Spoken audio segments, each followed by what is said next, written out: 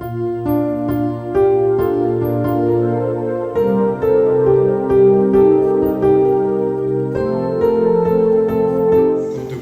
nous allons profiter rapidement pour lire la parole de Dieu. Ésaïe 50. Ésaïe 50, le verset 2.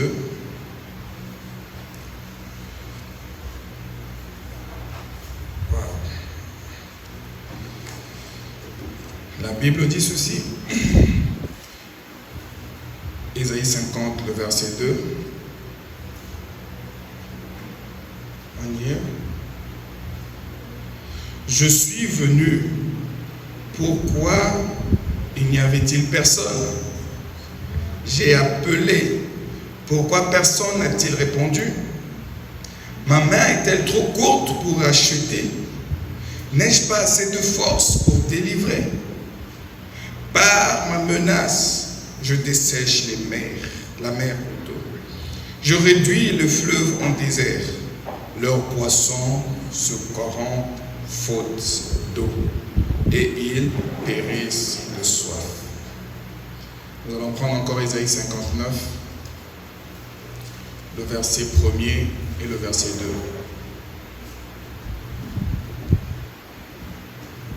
2. Ésaïe 59, le verset 1er et le verset 2. Non, la main de l'Éternel n'est pas trop courte pour sauver, ni son oreille trop dure pour entendre, mais ce sont nos crimes qui mettent une séparation entre vous et votre Dieu. Ce sont vos péchés qui vous empêchent sa face et l'empêchent de vous écouter. Seigneur, bénis encore cette écriture de la parole dans le nom de Jésus-Christ. Amen. Veuillez vous asseoir, que Dieu vous bénisse. Ce soir, nous allons encore continuer sur notre petit thème sur la main de l'Éternel. Amen. Je crois que nous avons été bénis le jeudi passé quand nous avions parlé de la main de l'Éternel, parce que nous savons que sa main, c'est tout ce dont nous avons besoin. Amen. Et cette main est une main invisible.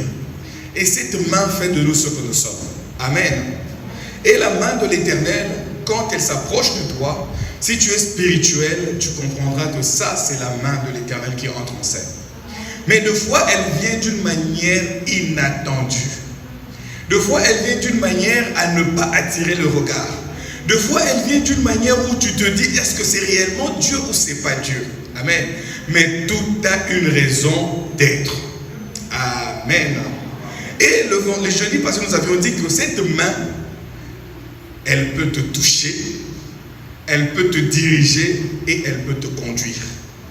Mais à la simple raison, tu dois accepter cela.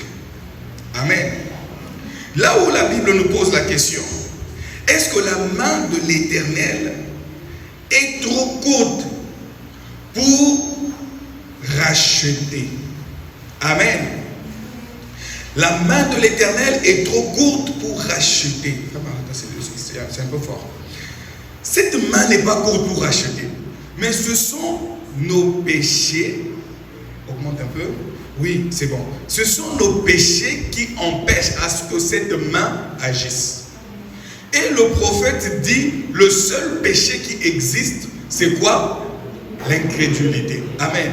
Donc quand on est incrédule aux promesses de Dieu, c'est ce qui empêche à Dieu d'agir dans votre vie. Amen. Ce n'est pas le fait d'aller ça et là, de commettre n'importe quoi, non. Tu peux être dans cette situation-là, mais quand tu pries, Dieu entend. Mais quand tu es incrédule, Dieu ne t'entend plus. Parce que le pont de la foi est coupé. Amen. Tu peux être dans le péché, mais le pont de la foi est là. Amen. Parce que Paul dit, c'est au travers de la faiblesse que Dieu montre sa force. Amen. Mais quand tu deviens incrédule, alors tout contact est coupé entre toi et Dieu. Amen. Et le péché de l'incrédulité vous empêche de faire des expériences avec Dieu. Et nous avions vu le jeudi passé que cette main-là, juste le fait qu'elle s'approche de toi, elle crée une ombre sur ta vie. Et nous avions dit, juste cette ombre-là de Dieu peut faire des grandes choses dans ta vie. Amen. Parce que frère Branham dit, plus l'ombre s'approche, plus l'image devient réelle. Mais juste l'ombre du Saint-Esprit a ramené Jésus en vie. Mais si cette ombre de la main de Dieu s'approche de toi, même quand tu étais dans le péché, avant que tu naisses, quand tu étais dans le rein de ton Père, l'ombre de la main de Dieu était sur toi. Et c'est cette ombre-là qui a fait que, parmi des millions de semences, que toi tu sortes. Et frère Branham nous dit, même ta naissance a une raison d'être. Amen. Si le diable ne t'a pas vaincu quand tu étais dans le rein de ton Père, il ne saura pas te vaincre maintenant. Le diable arrive à te faire croire qu'il t'a vaincu quand tu perds la foi. Quand tu laisses l'incrédulité entrer. Et frère Branham dit, l'incrédulité vient par rapport à ce qu'on voit, par rapport à ce qu'on sent, par rapport à ce qu'on touche. C'est en ce moment que ces éléments-là transmettent l'incrédulité dans ta vie. Mais le chrétien vit par la foi. Voilà pourquoi quand la foi est installée, rien ne peut t'ébranler. Amen. Voilà pourquoi nous allons lire là où nous avions lu le jeudi passé, dans la brochure expectative du 7 mai 51, là où le prophète est en train de prier. Il dit ceci au Seigneur. Expectative du 7 mai 51.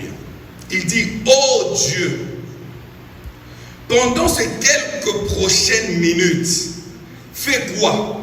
Cache-nous simplement. Quand cette main te cache, mon frère, ma soeur, tu es à l'abri de tout. Juste le fait que cette main te cache, tu peux te reposer. Pendant ces quelques minutes de notre pèlerinage sur la terre, parce que notre temps sur la terre ne vaut même pas un jour. Amen. Parce qu'un jour c'est 1000 ans. Amen. Mais pendant ces quelques petites minutes que nous sommes en train de marcher sur la terre, on est en train de nous enorgueillir. Les gens sont en train de penser qu'ils sont des super hommes. Non. C'est juste quelques poussières de minutes. Amen. Mais pour les élus de Dieu, Dieu doit les cacher sous sa main précieuse. Oh mon Dieu, que les rideaux soient tirés sur les soucis et les préoccupations de cette vie. Parce que depuis ton berceau, frère Branham dit, la raison pour laquelle quand nous naissons, nous pleurons, parce que les conditions de vie que nous trouvons sur la terre sont pires que les conditions que nous avions dans le sein de notre mère. Amen. Le fait de naître dans ce monde, nous rencontrons déjà des obstacles. Voilà pourquoi il nous dit que les rideaux soient tirés. Pour te dire quoi? Entre dans le sein des saints. Parce que le tabernacle avait trois compartiments. Le parvis extérieur. Entre le parvis extérieur et le lieu saint, il y avait juste un petit rideau. Mais quand le bruit se faisait dans le parvis, ceux qui étaient dans le lieu saint entendaient. Mais quand tu entres dans le Saint de Saints, il y avait ce qu'on appelait la peau de blaireau. Amen. Et là, tu es insonorisé aux soucis du monde. Voilà pourquoi frère Branham, Dieu lui a dit, quand il s'agira du troisième pôle, je vais te rencontrer où? Qui c'est? Alléluia. Tu ne seras pas là où les gens seront. Je vais rencontrer chaque fils et chaque fille derrière la tente. Amen. C'est là où se cache le secret entre Dieu et son peuple. Amen. Dans notre mémoire et nos cœurs, et puissions-nous juste voir Jésus et lui seul. Je pensais que quelqu'un allait acclamer le Seigneur. Frère, quand tu arrives à rester seul avec Jésus, c'est la plus grande victoire qui ait jamais eu lieu. Peu importe la situation, tu es seul avec Dieu. Que le vent souffle, tu es seul avec Dieu. Que la situation devienne difficile, tu es seul avec Dieu. En ce moment-là, tu seras tranquille. Amen. Frère, je vous dis que la main de Dieu est vraie. La main de Dieu est réelle. Pose-toi la question. Qui t'a protégé de le sang de ta mère jusqu'à aujourd'hui? Si cette main-là n'était pas là. Moi, j'ai toujours dit à ma femme, Dieu m'a épargné de la mort 7 fois. La mort comme ça, 7 fois. Est-ce que c'est parce que j'étais bon? Non. C'est parce que sa main veillait sur moi. Amen. Amen. Peut-être qu'en ce moment-là, j'étais dans le péché, mais l'ombre de sa main était sur moi. Jusqu'au jour où je me dise que réellement maintenant je vais servir le Seigneur. C'est en ce moment-là que l'ombre devient une réalité. Amen. Si l'ombre pouvait faire ça, que seraient alors les effets de la réalité? N'aie pas peur. Sa main est sur toi. Amen. Peu importe les épreuves de la vie, sa main est sur toi. Parce qu'il a dit, ma main n'est pas courte pour vous délivrer, ni pour vous racheter. Te racheter veut dire te ramener à ton état de fils et de fille de Dieu. Et quand tu es fils et fille de Dieu, tu vis par la parole. Quand il s'agit de difficultés, tu prononces la parole.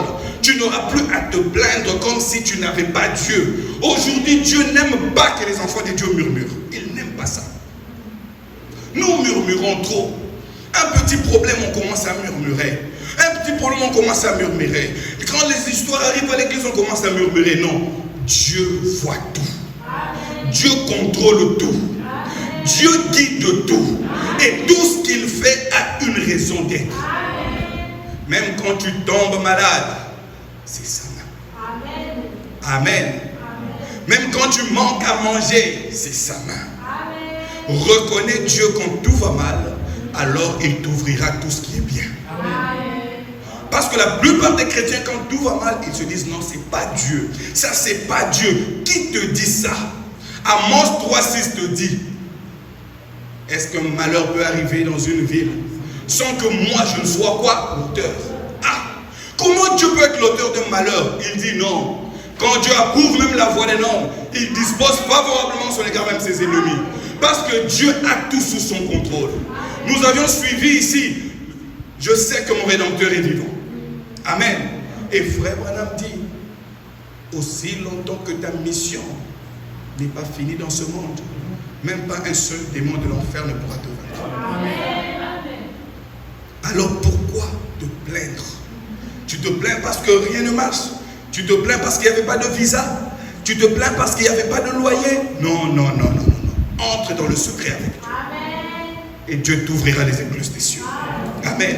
Et tu seras un vrai soldat qui saura combattre et possédera chaque portion de terre. Parce que frère Branham dit, quand la main de Dieu arrive, elle ramène les bénédictions. Frère Branham dit dans la brochure le pardon, il dit, Dieu a tout pourvu. Dieu a tout donné. Que ce soit le pardon, que ce soit la sainteté, que ce soit la force, que ce soit la puissance. Il dit, mais c'est à toi de t'avancer et de prendre. Amen.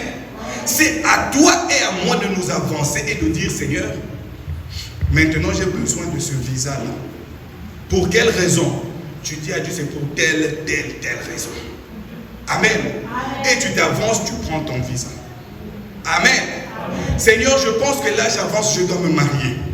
Alors le mariage m'appartient. C'est une promesse que tu m'as donnée. Donc j'avance pour prendre cela. Amen.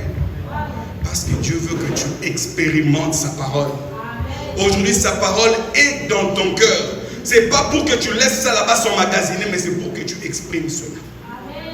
Amen. Alors Dieu t'aidera à grandir dans la foi. Amen. N'aie pas peur des mauvaises nouvelles. N'aie pas peur de mauvaises nouvelles. Mais décide-toi de faire un choix. Seigneur, regarde la mauvaise nouvelle qui est devant moi. Dois-je me pencher vers l'incrédulité ou me pencher vers la foi? Parce que quand tout va bien, comment tu peux exercer ta foi? Si tout marche bien, comment tu vas exercer ta foi? Pour que la foi s'exerce, il faut qu'il y ait des zones d'ombre. Pour que tu apprécies ta foi. Amen. Il faut que des choses ne marchent pas. Pour que tu apprécies ta foi. Et cela te met en confiance toi-même. Amen. Paul dit, quand j'étais enfant, je parlais comme un enfant. Les enfants, c'est quoi? Ah, j'ai faim. Ah, ça ne va pas. Aujourd'hui, tu ne pleures pas quand tu as faim. Tu sais que je dois travailler pour gagner mon pain. Amen. Amen. Le fait de te lever le matin pour aller chercher du travail, c'est la même chose dans le spirituel. Quand il y a un besoin, je m'en vais à mon travail. Je me mets à genoux et je lève mes mains. C'est ça le travail du chrétien. Amen. Frère Branham dit, tout ce que Dieu veut nous voir faire, c'est de nous mettre à genoux et de lever nos mains et de prier. Et lui fera le reste. Amen. Il dit la prière est un grand mystère. Comment un homme mortel peut s'agenouiller, lever les mains et savoir dans son cœur que ce que je dis là va s'accomplir. C'est un grand mystère. Amen. Voilà pourquoi les païens se disent que non, pour nous consoler, pour avoir la foi, on doit beaucoup prier pendant des heures et des heures et des heures et des heures. Non. On ne flatte pas Dieu. Dieu sait quand il y a la foi et quand il n'y a pas la foi. Amen. Un cœur qui a la foi ne va pas même prononcer beaucoup de paroles. Va juste aller droit. Seigneur, regarde ce besoin. Fais pour moi ça, fais pour moi ça, fais pour moi ça. Amen. Et ton Dieu fera cela. Amen. On va prendre la brochure, la loi, qu'il a prêché le 15 janvier 55. Aujourd'hui, je ne serai pas long parce que le jeudi passé, on est sorti un peu tard.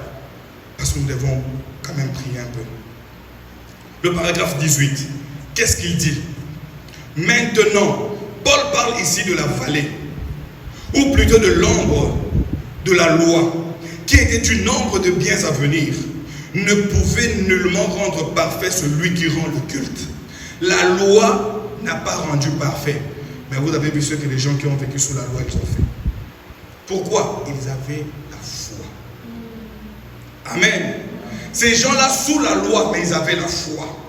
Qu'en est-il de toi qui es sous la grâce aujourd'hui? Dieu te garantit déjà que le pardon est à toi. Mais comment tu n'arrives pas à avoir la foi qu'il faut? Tu vois? Il dit, ensuite il poursuit pour montrer ce qui est la perfection. Ce qui est la perfection.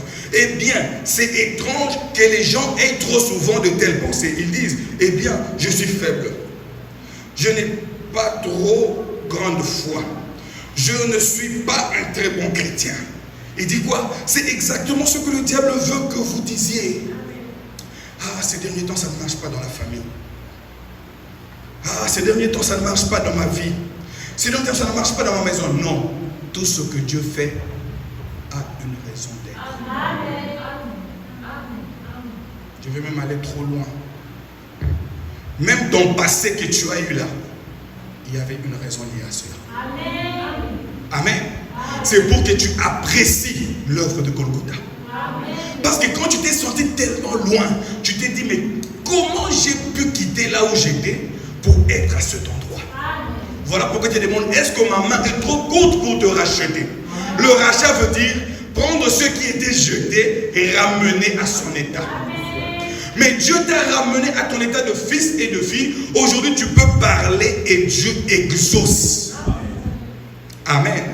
Mais le diable veut que tu parles son langage. Je suis faible ces derniers temps. Je n'arrive pas à prier pendant 2 heures comme je le faisais. Non. Ne mesure pas ta foi par la quantité de la prière que tu peux faire. Mais mesure ta foi par rapport à la confiance que tu as en Dieu. Amen. Amen. Plus tu as confiance en lui, plus cela stimule ta foi. Amen. Même quand tout va mal, tu dis non, tout va bien. Amen. Amen. À ce moment-là, vous parlez son langage. Voyez-vous, vous ne devriez jamais dire ça. Ne laissez jamais votre témoignage être... Ne laissez jamais votre témoignage être négatif. Frère Branham n'a pas dit. Ne laissez pas que les gens laissent votre témoignage négatif. Non, il a dit vous-même. Ce que les gens disent, ça m'importe peu. Ce que l'église dit, ça m'importe peu. Ce que la famille dit, ça m'importe peu. Mais moi, je veux garder mon témoignage positif. Pourquoi? Parce que la lumière est entrée dans ma vie. Le ténèbre s'est changé en lumière. Donc, quand j'ai la lumière, je ne vois plus le ténèbre. Même si le monde essaye de voir le ténèbre, moi, je vois la lumière.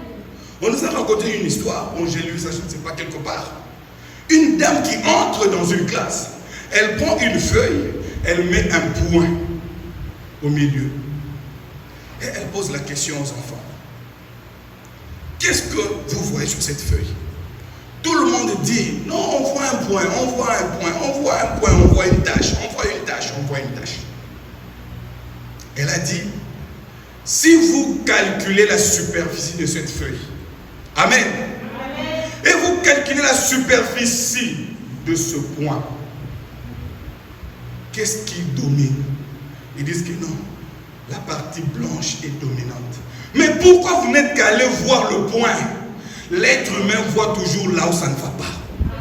Mais ne laisse pas ton témoignage être négatif. Bats-toi pour que ton témoignage soit positif. Je suis une femme de foi. Je suis une femme de prière. Je suis un homme de foi. Je suis un homme de prière. Je vis dans la sainteté. Je suis fils de Dieu. Je suis fille de Dieu. Acclamez le Seigneur. C'est en ce moment-là que tu t'attires. Ce que frère Branham dit, la grâce divine. La grâce étonnante. Amen. Cette grâce extraordinaire, c'est toi qui l'attires par ce que tu confesses. Parce qu'il a dit, je suis le souverain sacrificateur de vos... ce qui sort de ta bouche. Parce que Dieu a mis le pouvoir. Si tu dis que tu es mauvais, tu seras toujours mauvais. Mais quand tu dis que je suis fort, je suis bien, je suis riche, je réussirai, je voyagerai, Dieu me donnera un bon mari, Dieu me donnera une bonne femme, Dieu va être obligé d'accomplir cela. Parce que le pouvoir est attaché ici. Voilà pourquoi la Bible te dit, ne maudissez pas, mais bénissez. Vous savez, il y a un secret. Frère Branham dit, quand on lance une malédiction contre quelqu'un, comme la Bible le dit, une malédiction sans cause et nulle sans effet. N'est-ce pas? La malédiction sort, elle s'en va. Quand elle frappe la personne, elle trouve que la personne n'est pas maudissable. Elle retourne à la personne qui a prononcé la malédiction. Voilà pourquoi Ésaïe a dit,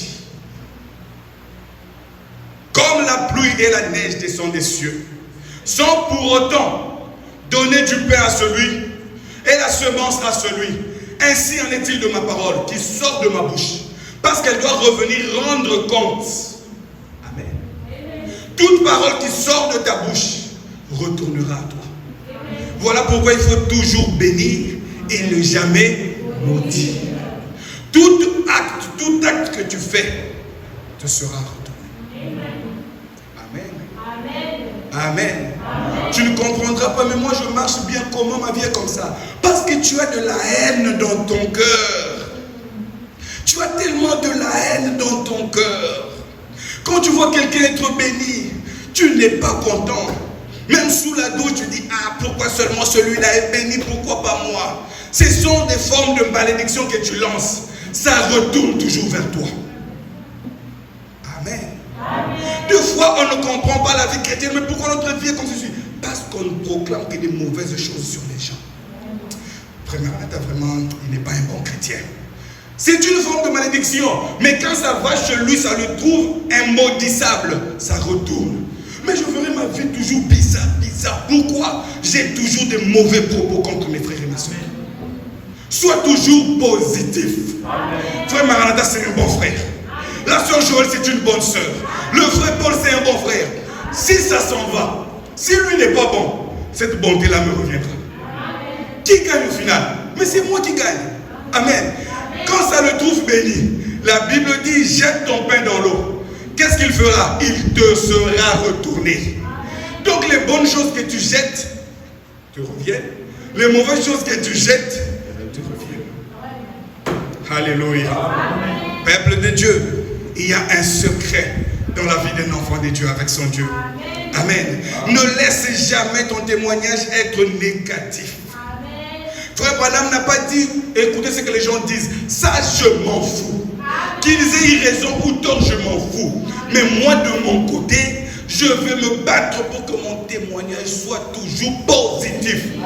Par ma façon de marcher, par ma façon de parler. Quand je branche, je vais prier. Je sais que Dieu m'entend et il me pardonne. Et je continue d'avancer. Amen.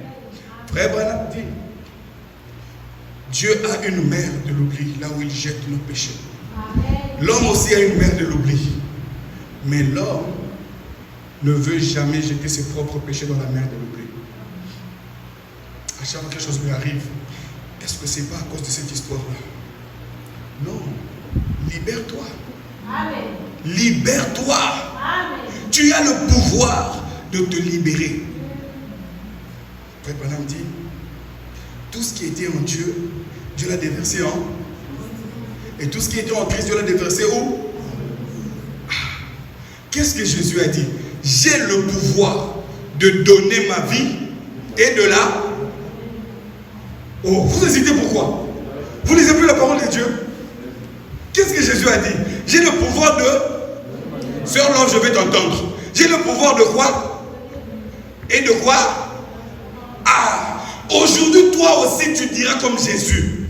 J'ai le pouvoir de récupérer la vie que j'avais avant la fondation du monde. C'est ça la meilleure vie. La vie de péché, je jette. Et la vie d'une fille de Dieu, d'un fils de Dieu, c'est ce que je réclame. Tu as ce pouvoir-là. Amen. Ne laisse jamais ton témoignage être négatif. Amen. Et qu'est-ce que tu dois dire alors? Je suis sauvé. Dieu est dans mon cœur. Je crois en lui de tout mon cœur. Frère Branham dit, croyez-vous dans la guérison divine? Quand vous êtes malade, il dit, de tout mon cœur. Parce que tout ce que nous recevons cela de Dieu. Amen. Il dit que tout le temps, votre témoignage et vos pensées, tout, ne laisse jamais des pensées négatives entrer dans votre esprit. Amen. Pourquoi? Quand ça entre dans l'esprit, c'est pas loin d'aller dans l'âme. Parce que le corps humain a 5 portes sur le corps et 5 portes sur l'esprit et une porte dans l'âme. Quand elle finit de franchir la première étape, elle entre dans ton esprit, fais gaffe, c'est prêt d'entrer dans ton âme.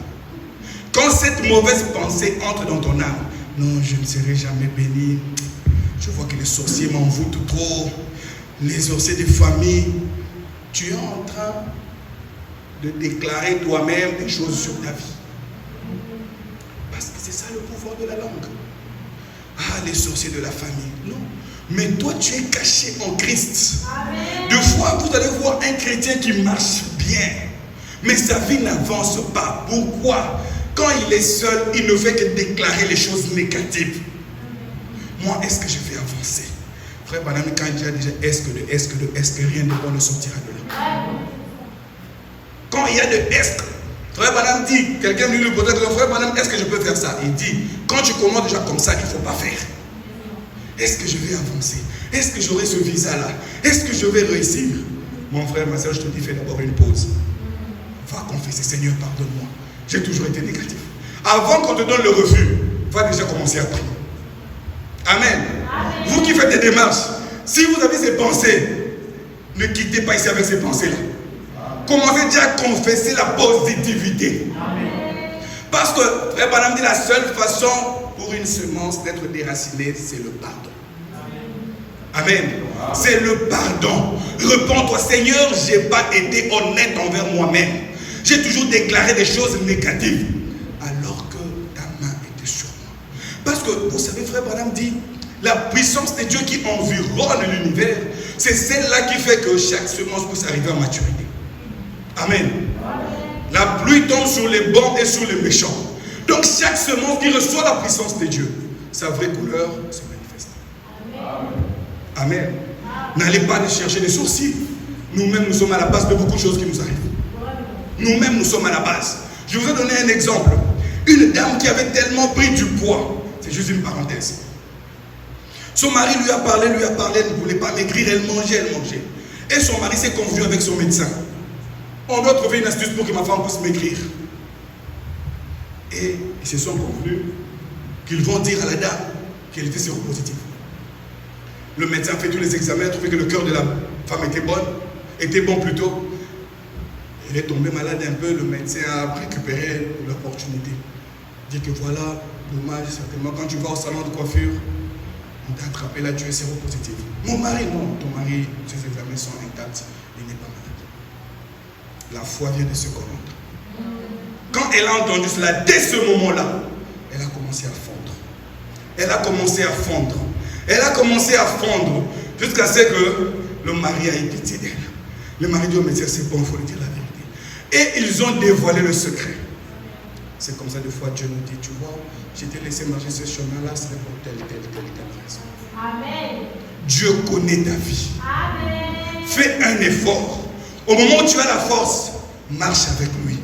Il te donnera la raison de chaque chose. Amen. Amen. Amen. La foi vient de ce qu'on entend. Et nous, pour nous, ce qu'on entend de la parole de Dieu.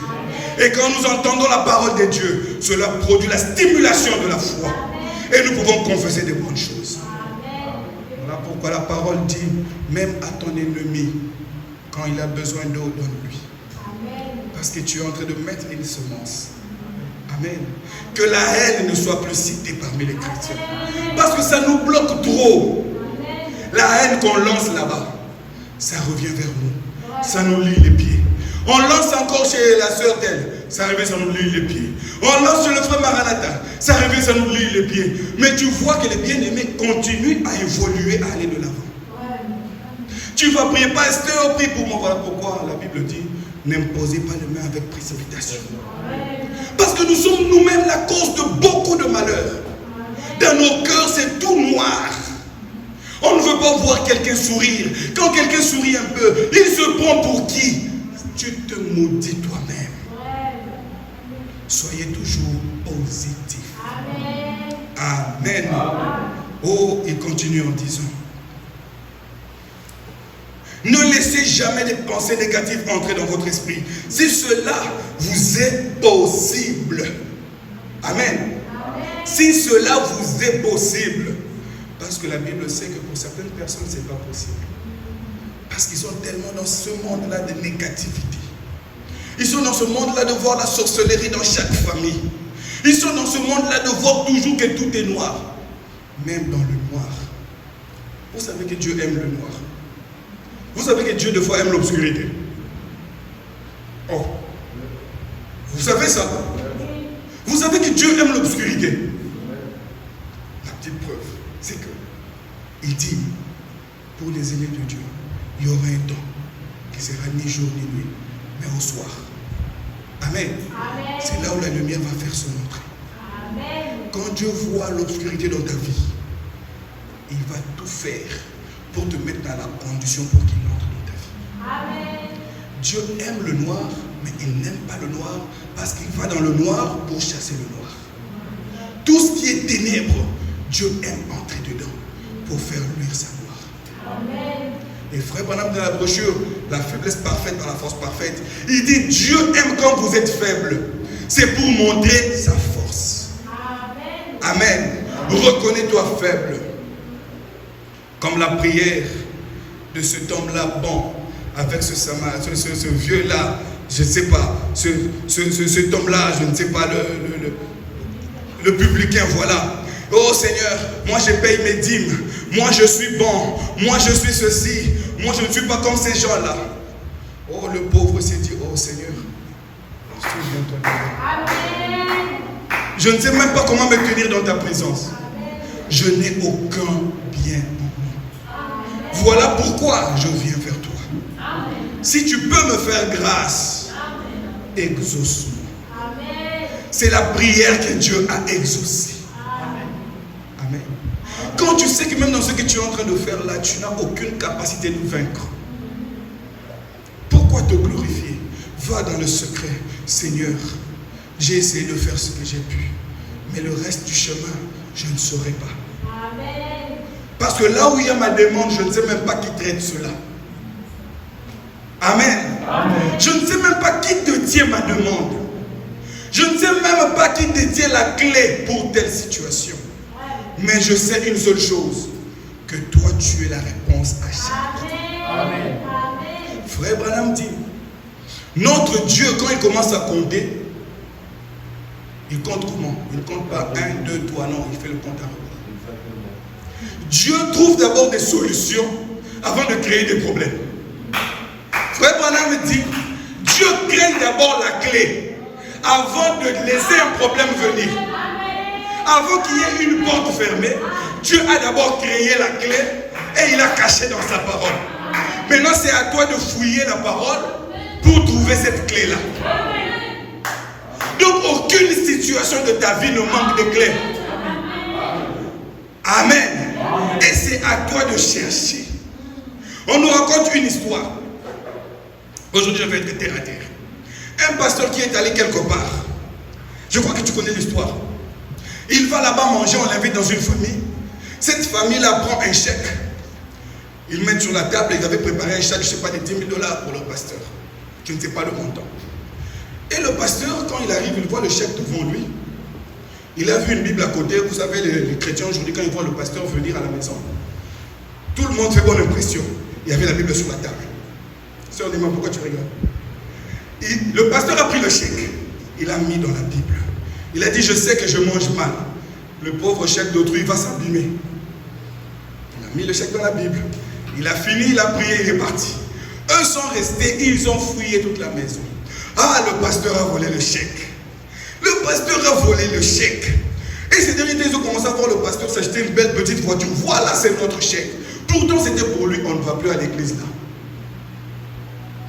Et en disant ça, ils ont commencé à rétrograder. Voilà pourquoi un chrétien n'est pas pressé à condamner. Va vers ton frère. Ah, sœur, je t'avais vu dans un coin là noir. La personne avec qui tu étais, c'est qui? Vous pouvez par exemple, je donne un exemple. La sœur Néma, c'est la belle-sœur du frère Maranatha. N'est-ce pas? Vous pouvez peut-être avoir le frère, la sœur Néma, avec un garçon, mais vous n'avez pas vu, vous êtes passé en taxi. Ah, la sœur là, vraiment. Mais si tu étais parti, la sœur, je t'ai vu quelque part là. C'est ça, un enfant de Dieu. La sœur dira, oh non, j'étais avec l'ancien. Et tu dis, non, je vais appeler l'ancien. Ancien, tu étais là, oui, j'étais là, j'étais habillé en tel. Ah, comme ça, tu ne vas pas avoir des pierres d'achoppement chaque fois. Amen. Un chrétien n'est pas celui qui marche pour parler derrière le dos. Non, un chrétien parle en face. Moi, j'ai toujours dit, quand il y a un problème, je parle en face. Je ne vais pas souiller mon âme. Amen. Et un chrétien n'a pas peur de parler.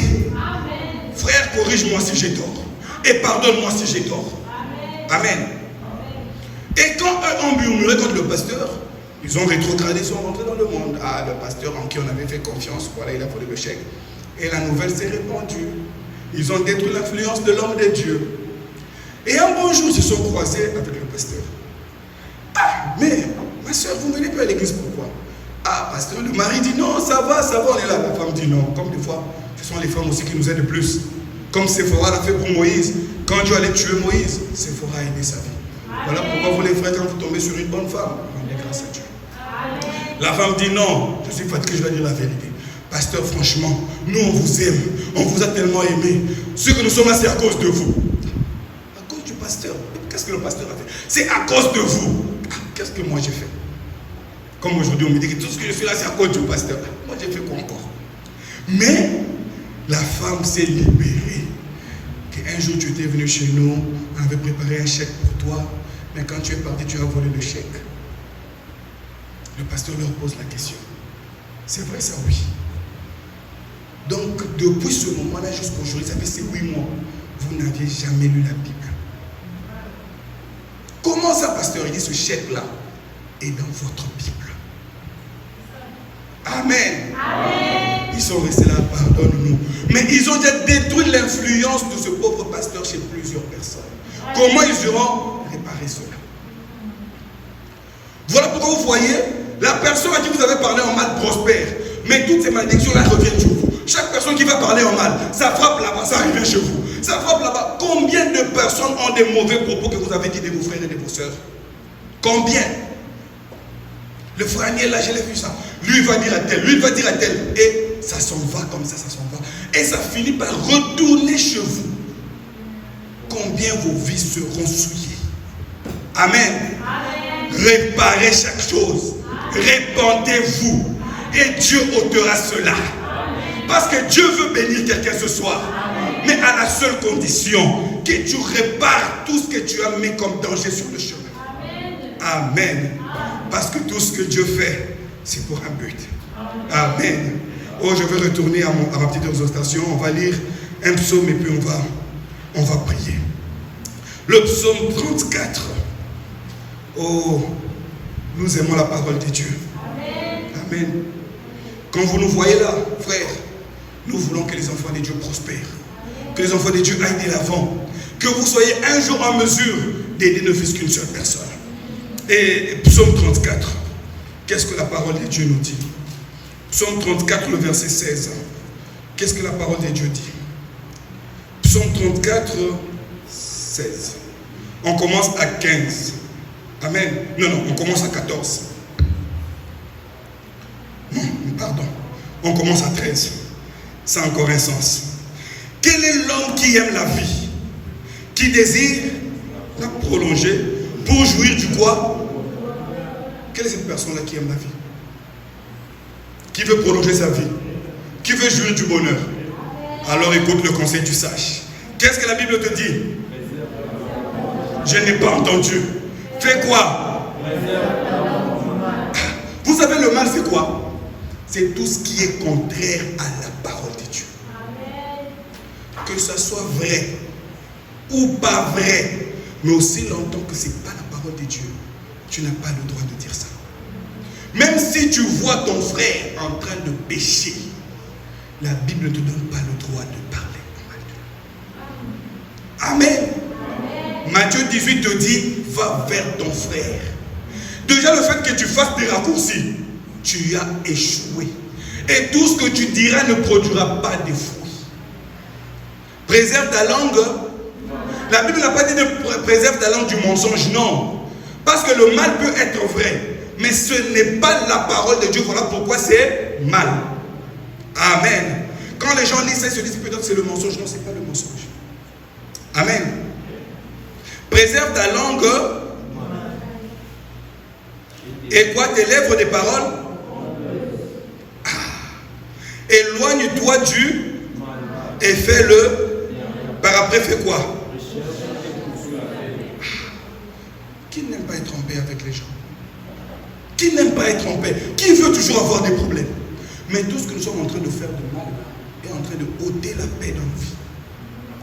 D'une manière ou d'une autre. Mais la Bible te dit, recherche et poursuis la paix. Donc la paix se cherche. La paix se recherche. La paix se poursuit. Tu dois poursuivre la paix aussi longtemps que cela dépend de vous. Soyez envers. Mais en tant que chrétien, cela dépend de toi. Et on continue. Les yeux de l'Éternel sont sur le qui est justice. Alléluia. Nous sommes justes parce que nous avions accepté sa justice. Amen. Parce que la Bible dit, quand ce jour-là, la voix a crié, qui est digne de prendre le livre et d'en rendre le sol? Il n'y avait même pas un seul juste au ciel. Ni sur la terre, ni sous la terre. Mais d'où sortent ces justes-là que l'Éternel peut voir et que l'Éternel peut entendre? C'est à cause du sang de l'agneau. Et ses oreilles sont attentives à leurs cris. Amen. Les oreilles de Dieu sont attentives à tout ce que tu dis. Amen. Voilà pourquoi quand tu prononces le mal, ses oreilles sont attentives. Et ça envoie la pluie pour bénir ce mal-là. Et tu verras ta vie être compliquée. Amen. Parce que chaque parole qui sort, il faut qu'il y ait une pluie qui descende sur ça. Amen. Mes frères, mes soeurs, libérez-vous vous-même. Faites votre propre délivrance. Amen. Parce que vous avez ce pouvoir de donner votre vie et de la reprendre. Sacrifiez cette vie-là comme parfum de bonne odeur et reprenez la meilleure vie qui est de Dieu. Amen. Et le psaume 46, on va s'arrêter là. Ne vous inquiétez pas, mes bien-aimés. Comptez sur l'Éternel. Parce que tout ce qu'il fait, c'est pour un but. Amen. Vous pouviez dire, non, j'étais dans l'ignorance. Mais maintenant, je sais que je dois confesser ce qui est positif. Amen. Psaume 46. Voilà ce que Dieu te dit. On va lire ensemble à partir de 2. On va lire ensemble. Dieu est pour nous un refuge et un appui, un secours qui ne manque jamais un instant. Un secours qui ne manque. Donc Dieu aime les cris de détresse, n'est-ce pas? Amen. Quand il y a une détresse quelque part, Dieu n'envoie pas un ange. Il vient lui-même. Amen. La détresse, c'est une situation où toi-même tu ne peux pas t'en sortir. C'est ça la détresse. Tu te dis, Seigneur, pour telle situation, si toi tu n'agis pas, je ne m'en sortirai pas. Amen. C'est ça le cri de la détresse. Et ses oreilles sont attentives à leur cri. On ajoute de détresse. Amen. 3. C'est pourquoi nous sommes, quand la terre est, et que les montagnes chancellent au cœur d'eux, et que quand les flots de la mer mugissent, eux, et soulèvent jusqu'à... Il est quoi? Le sanctuaire. Dieu est au milieu d'elle. Dieu la secoue dès l'aube du matin. Amen. Frère, même quand la Tunisie sera secouée, toi ne crains rien. Amen. Vous avez appris ce qui est arrivé à Sousse. L'église de Sousse a été secouée. J'ai dit au pasteur Julio, Dieu m'avait dit, un petit message là que je lui avais donné en ce temps-là. Dieu m'avait dit une chose, je lui ai dit ça. Et par après, Dieu lui a rappelé ça encore par quelqu'un d'autre. Et j'étais en train de prier pour lui hier lors de la prière en famille. Dieu me dit, rappelle-le. Je lui avais dit quoi? Je lui ai écrit ça ce matin. Amen. Amen. Que le diable ne t'effraie pas. Il ne te tuera pas. Amen. Amen. Il veut juste te faire croire qu'il a vaincu. Il n'a pas vaincu et il ne vaincra jamais. Amen. Amen. Parce que quand tu es dans la détresse, il est là. Amen. Comme la mère aigle qui veille sur sa couvée. Voilà pourquoi Paul a dit, si Dieu est pour nous, qui sera contre nous? Que Dieu vous bénisse. Amen.